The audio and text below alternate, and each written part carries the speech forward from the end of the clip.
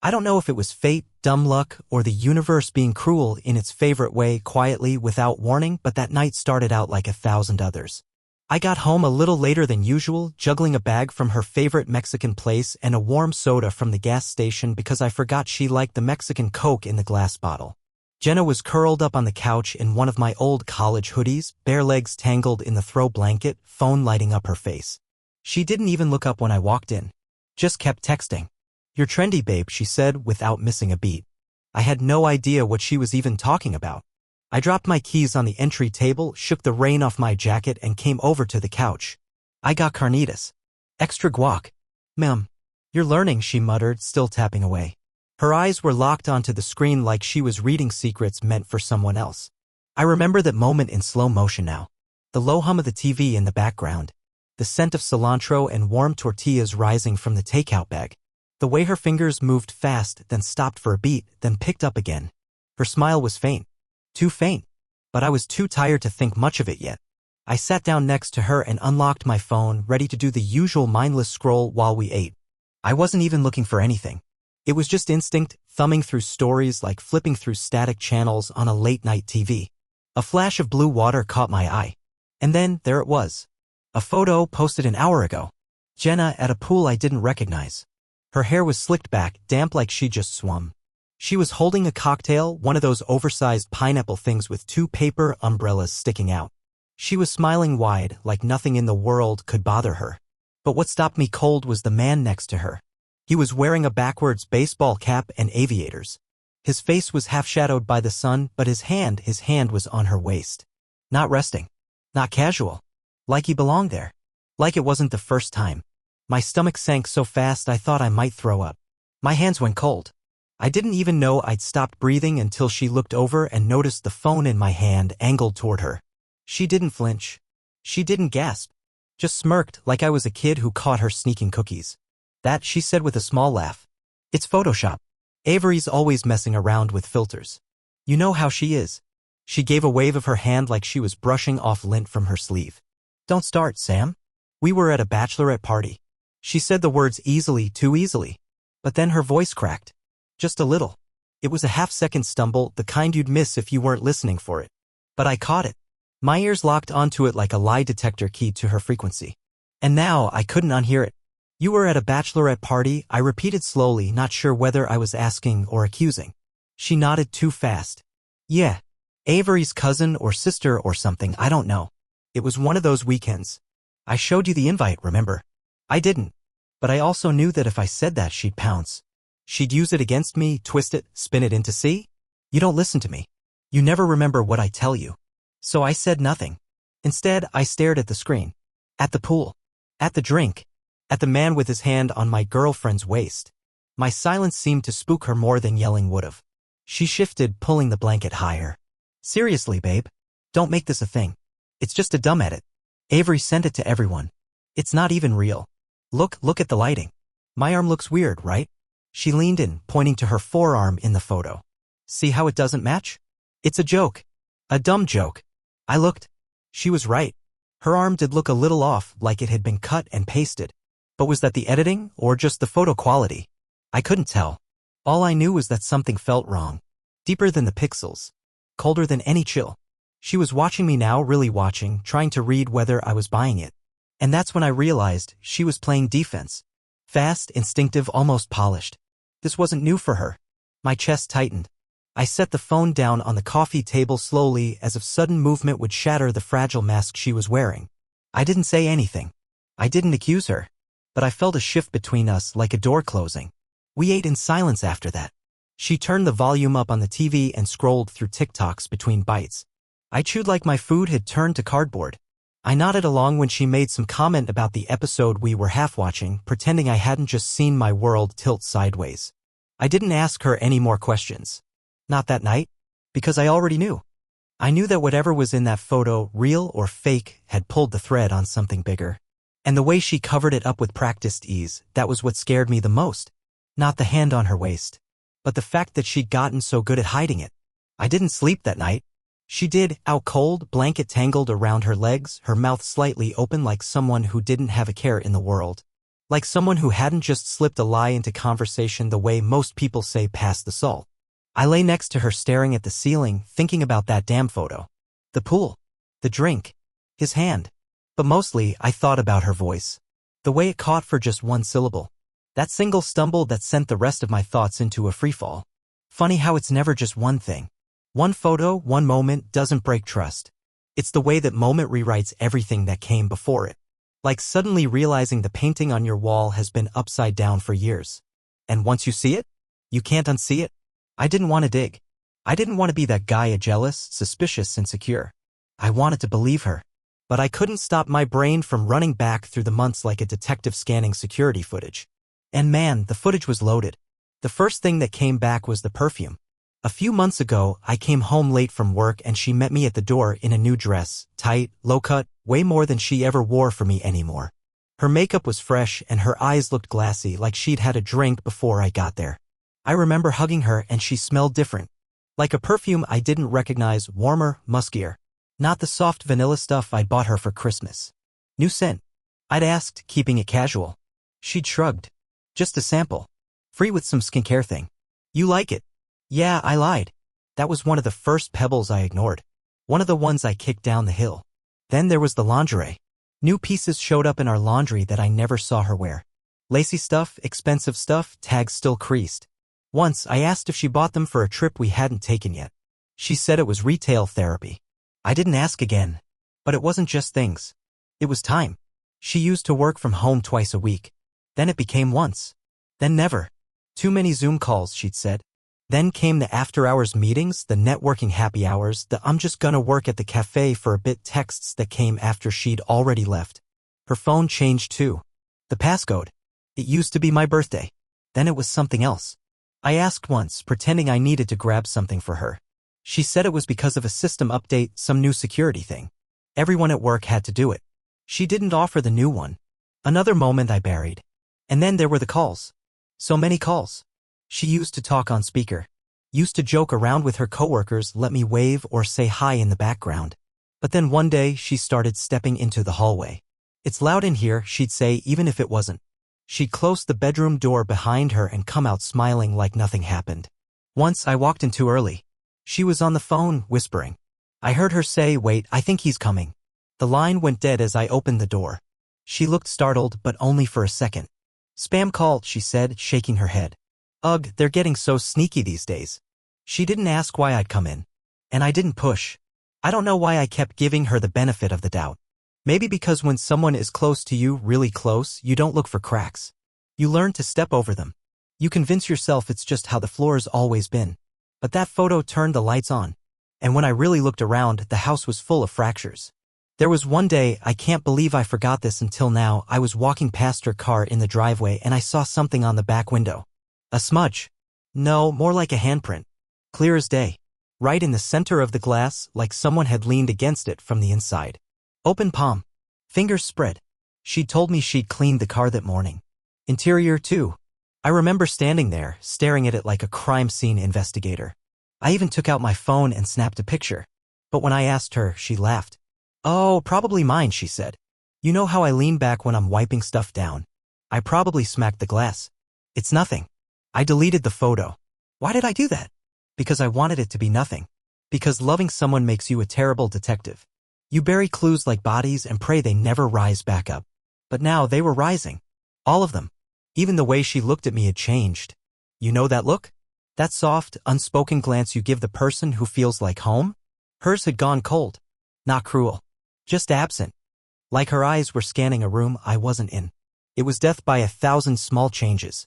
And I felt every single one of them. That night, while she slept beside me, I sat on the edge of the bed and stared at the floor. And I realized something I hadn't wanted to admit until now. She was already gone. She just hadn't left yet. 2 days later, it stopped being a theory.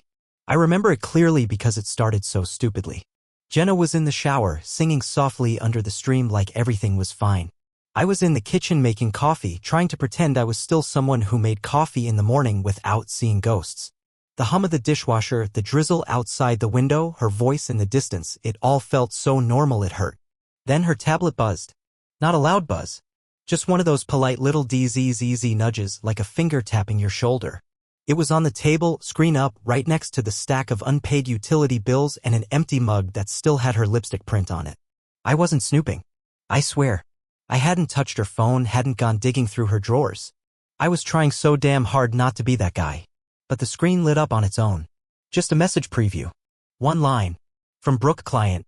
Couldn't sleep last night, kept hearing your whispers from the hotel. And then, a photo. I didn't recognize the woman in the image. Not at first.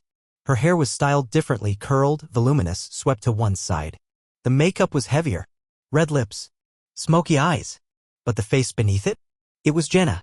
She was posing in front of a mirror, holding the phone with one hand. Wearing lingerie I'd never seen before, dark, strappy, expensive looking. Her expression was soft. Playful. But what gutted me most was the smile. It wasn't her usual smile. It wasn't the polite, performative grin she wore at work events or the tired half-smile she gave me after long days. This one was real. Unfiltered. Full of warmth and possession. Like she was giving herself to someone. And it wasn't me. I froze. Everything in me screamed to close the tablet, to walk away, to throw it across the room, but I didn't move. I just stared. Her message thread with Brooke, client, was right there, open, the bubbles stacking like layers of a funeral cake. Last night felt unreal. I keep thinking about the way you looked when you opened the door. Don't forget the next conference is in 2 weeks. Rooms already booked. They weren't just talking in code. They were flaunting it. She didn't even bother hiding it well. Brooke? Really? It was almost insulting. Like she didn't think I'd ever be near her work tablet. Like I was invisible in my own house. I wanted to yell. I wanted to storm into the bathroom, hold up the screen, and ask her who the hell she thought she was. But I didn't. Because for the first time, I understood something that had been building for months. She didn't care if I found out. Not really. Jenna was past guilt. Past worry. She'd already stepped through the door and locked it behind her. All that was left was for me to catch up. I set the tablet down quietly, like it might break. Or like I might. And then I sat on the kitchen floor. I don't know how long I stayed there, knees pulled in, hands locked behind my head, trying to breathe. It wasn't just the betrayal, it was the ease of it. The routine. The realization that this had been going on long enough to have a rhythm. A tone. A private language I was never supposed to learn. Everything suddenly made sense. Every excuse. Every girl's night she came back from glowing. Every time she said she was burnt out and needed a weekend away to recharge. The cold shoulders. The half-kisses. The nights she turned away in bed and muttered, "I'm tired." It wasn't tiredness. It was emptiness. She was gone. She'd already given her energy to someone else, and by the time she got home, I was just background noise. I stayed on that floor until the water stopped running. I heard the bathroom door open, the familiar shuffle of her feet on the hardwood, the scent of her lotion trailing behind her like perfume in a movie scene. She peeked into the kitchen. "What are you doing?" she asked, towel wrapped tight around her chest, her hair dripping down her back. I looked up at her. My voice didn't work right away. "Nothing," I said finally. "Just thinking." She shrugged. "Well, stop thinking and come eat. I'm making eggs." She grinned like this was just another Sunday. I watched her disappear down the hall, humming something under her breath. I sat there a while longer. And I realized the truth wasn't hiding anymore. It was standing in the kitchen, making breakfast in my t-shirt. I always thought if something like this ever happened to me, I'd blow up. I pictured yelling, throwing a chair, demanding answers. Maybe even a cinematic monologue. How could you? After everything? You know, that dramatic, raw kind of justice. But when it finally happened, when I had the evidence in my hand, the fake name in her messages, the photo of her in someone else's arms, I didn't feel explosive. I felt done. Like something in me had quietly clicked into place. Not anger. Not revenge. Just finality. The next morning, the sun rose like it had no idea what was wrong. Jenna was already in the kitchen, frying eggs, sipping coffee, scrolling her phone. Humming some pop song like she didn't have someone else's fingerprints all over her story. She smiled when I walked in. "Sleep okay?" I nodded. I didn't ask her how she slept. I didn't care anymore. I sipped water, leaned against the counter, and stared at her.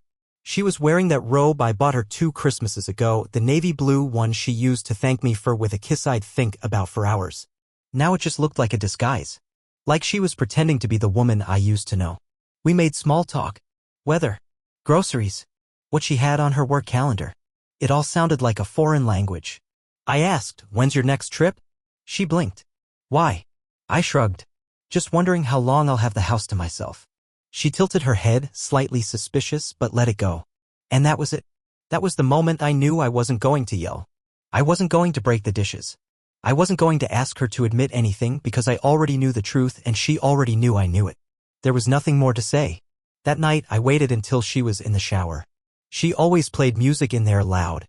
A specific playlist, actually. The same one every time. Pop hits. Girl anthems. The soundtrack of someone washing off guilt in warm water and lavender soap. Her towel was still hanging on the bathroom door when I walked out the front door with my keys, my phone, and my wallet. No note. No bag. No dramatic exit. I didn't even take my charger. Because I knew if I hesitated, if I waited even one more minute, she'd come out with that freshly showered charm and a fake "what's wrong" and maybe even a tear. And I'd give her another chance to lie. I couldn't give her that chance. Not again. The doorknob clicked behind me like a period at the end of a sentence. I got in the car. Sat with the engine running for a while. Hands on the wheel. Breathing. It hit me then, not sadness. Not fear. Relief. For the first time in weeks, maybe months, the fog in my head started to clear. I didn't know where I was going. I had no plan, no clothes, no toothbrush. But it didn't matter. Because I wasn't going to sleep beside betrayal another night. I wasn't going to pretend to be okay with a lie I didn't ask for. I wasn't going to wait for an apology that was never coming. I pulled out of the driveway like I was leaving a crime scene. And I never looked back. I didn't drive far that first night. I took the freeway with no destination, just followed the signs that didn't sound familiar. I passed exits I'd known my whole life, towns where I could name every coffee shop, every face at the gas station, and I kept going. I didn't want to be recognized. Didn't want someone to ask how Jenna was doing. Didn't want to be reminded that I used to be the kind of man who answered that question with pride. Eventually, I found myself in a place called Bluefield. I don't know why I stopped there. The name didn't mean anything. It wasn't scenic. It wasn't known for anything. Just a couple of old brick buildings, a gas station with one working pump, and a main street with more for lease signs than open shops. It smelled like wet pavement and old wood. Perfect. I parked near a bookstore that looked like it hadn't had a customer since the 90s and walked into the only building with lights still on, an antique shop with a room for rent sign in the window. An older woman behind the counter looked up from a crossword. "You look like you're carrying something heavy," she said without asking who I was or what I needed. I gave her a tired smile. "Just need somewhere to sleep." She handed me a key without a word. Just like that. No ID. No small talk. No questions. I went upstairs to a room that smelled like dust and cinnamon. The bed creaked. The window didn't lock.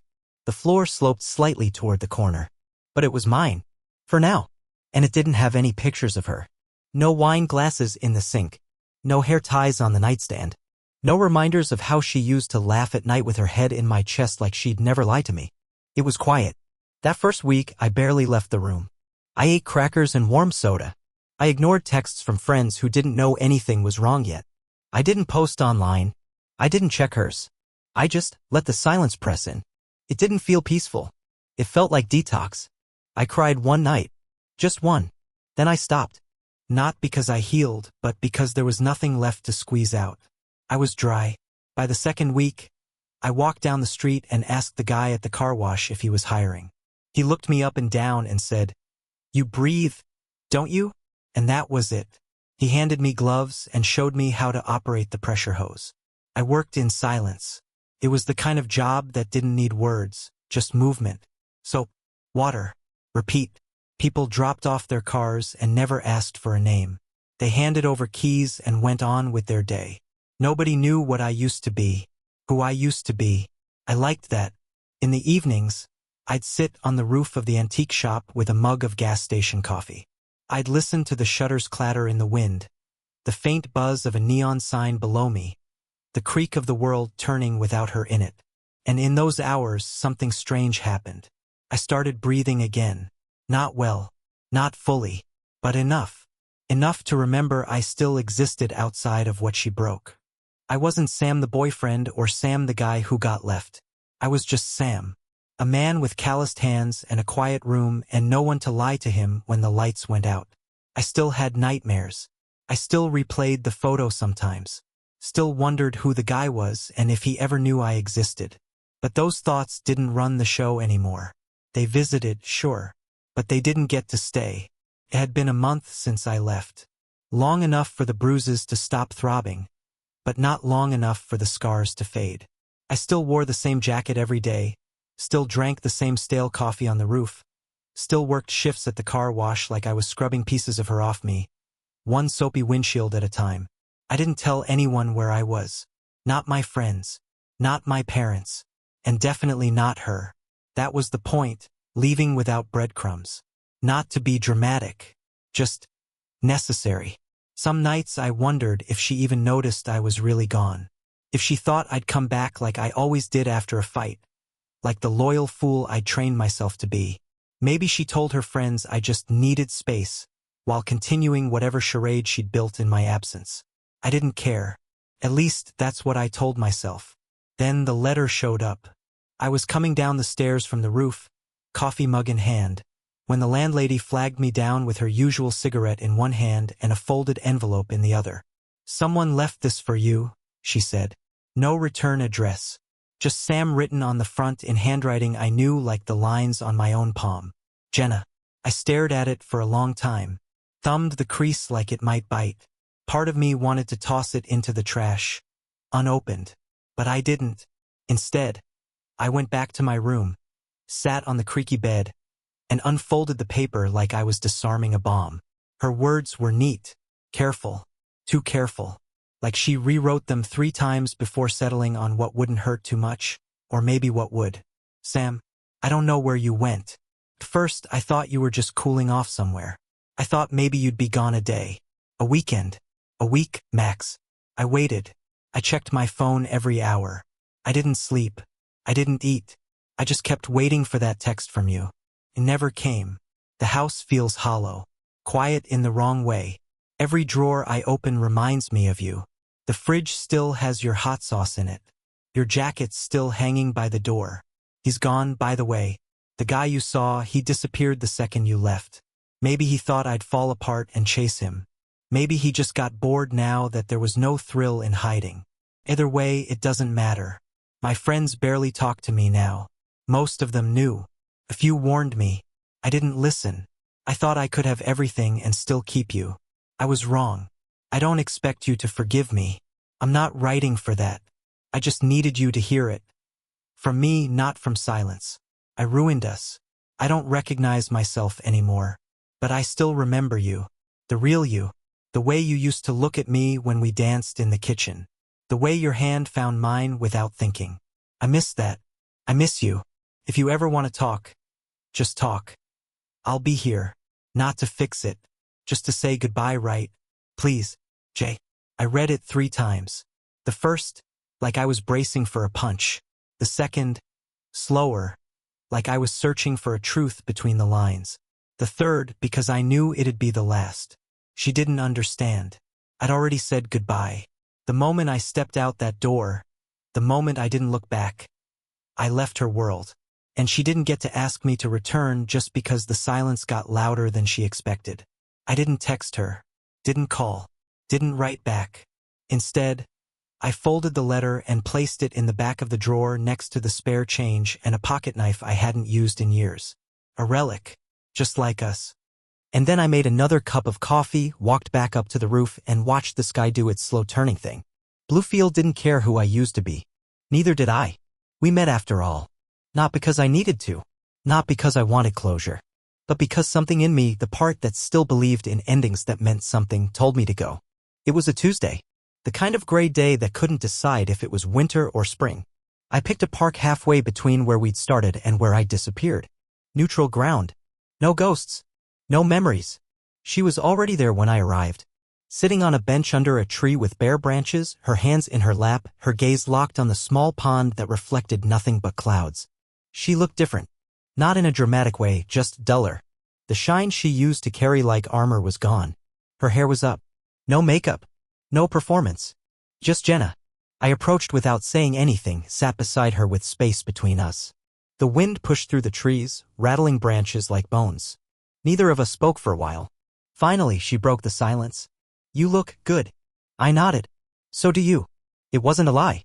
She looked like someone who'd been through something and come out the other side. Not untouched. Not okay. But changed. She laughed softly, shaking her head. I doubt that. Another silence. Then, I didn't expect you to come. I didn't either, I said. But here I am. She looked at me, and for the first time in a long time, her eyes weren't trying to sell me something. No manipulation. No soft lies. Just tired honesty. I meant what I wrote, she said. I'm not here to ask for anything. I just wanted to. I don't know. See you. Say goodbye, right? Face to face. I nodded. Okay. She swallowed, then looked away. You know, I keep replaying everything. Not just what I did, but who I became. I thought I could balance it. The lie and the life. I thought I'd be able to fix it before it all collapsed. She paused, biting the inside of her cheek. But I broke it. I broke us. And I think the worst part is, I didn't even understand how much until you were just gone. I didn't answer. There was nothing to say. She glanced at me again. You don't have to say anything. I don't deserve it. I just hope one day you'll be okay. I looked out at the pond. A single duck skimmed the surface, leaving a ripple in its wake. I already am, I said. She went quiet. I think that hit her harder than anything I could have screamed back when it still burned. Because it was true. I wasn't whole yet. I wasn't fixed. But I was no longer drowning in the aftermath of what she did. I wasn't trying to make sense of lies anymore. I wasn't stuck hoping she'd explain. I'd found my footing in the silence. We sat for a while longer. No apologies. No what-ifs. Just two people who had once shared a future and now shared a bench. Eventually, I stood up. She stayed seated, staring out across the water. Take care of yourself, Jenna. She looked up at me and nodded. Her voice was barely above a whisper. You too, Sam. I turned and walked away. Didn't look back. Didn't feel the urge to. Because the door had closed. And in front of me? Open sky.